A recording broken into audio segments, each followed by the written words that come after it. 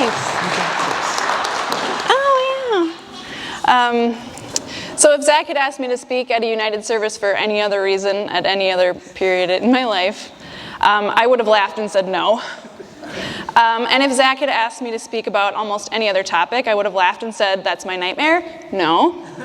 But he asked me at this period in my life, and he asked me to speak about community, so my actual response was, that's my nightmare, I'll think about it. This is terribly uncomfortable for me, but I've been practicing pressing into places that are uncomfortable, and I think that that's a skill that's needed in community. Towards the end of 2018, a series of personal agonizing events took place. So the past year and a half has held an incredible amount of pain and emotion for me. More pain and emotion than I experienced in all of my teenage years combined. And I know that I'm not through all of the pain now, but it is lessening in intensity. For a while, it felt like I was flipping a massive stone made up of hard work over and over and over again, and each flip brought out new pain that I'd never experienced before. There was a piece of me that continued to hope that the next flip would be easier, but that hope seemed to make things worse. I felt blindsided by my own life. I felt guilt and shame. I was embarrassed and full of fear. I had the highest levels of social anxiety that I've ever experienced. I had never felt so alone in my entire life. But this is where community comes in. My church community saw things that I didn't want them to see. They saw me run out of service in tears, cry during worship, silent during weeks and months of discussions. Every topic brought my pain to the surface. I just sat there, barely participating, but that was all that I had to give. It was my thread to community. For me, I chose to continue to stay at Corner and not take a break from services because I was afraid that I would never go back. That I'd have so much fear and shame built up inside that I wouldn't be able to face my church family again. I came late and left early because that's all I could handle. For real. I was tiptoeing forward. During this time, I had people surround me and tell me that they loved me and cared for me, even in my brokenness and mistakes.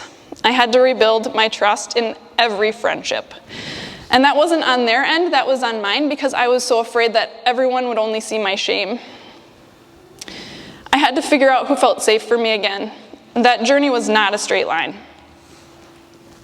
Some of my favorite texts from friends during that time would state, I love you, I see that you're hurting. If you ever want to talk about things or not, I'm here for you. I'm so thankful for those words because they open doors for my relationships. I've had 6 people over this past year that I could talk to about almost anything. I'm not expecting one person to carry all of my pain and processing, but I also realize that it's best if I don't share all of it with every person I meet either.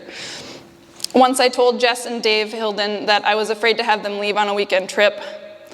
Jess made it clear that I could call or text her whenever I needed to, day or night, and I knew that she meant it. I know who I can call at 2 a.m. if I need help. I know who I can call when I need to cry and be held. I know who's able to babysit my kids when I'm overwhelmed. And these are all different people in my life. I don't believe that community is passive.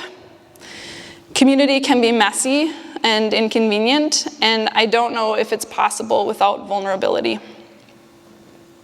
I had 2 different days over the summer when I wanted to end my life. I sent a group message to Jess, Dave, Jeremy, and Danielle to let them know what was going on with me.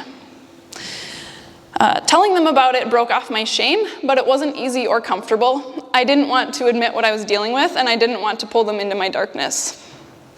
After sharing with them, the desire to end my life went away, but I've still had to face other difficult emotions.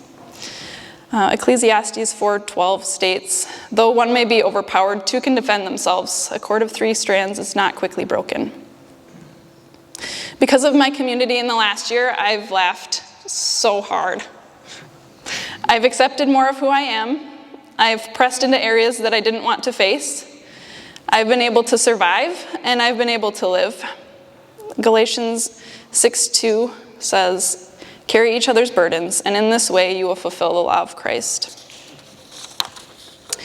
So I want to encourage everyone to find their community of safe people. whether it's tiptoeing into the shallow end like me or doing a crazy belly flop like Zach.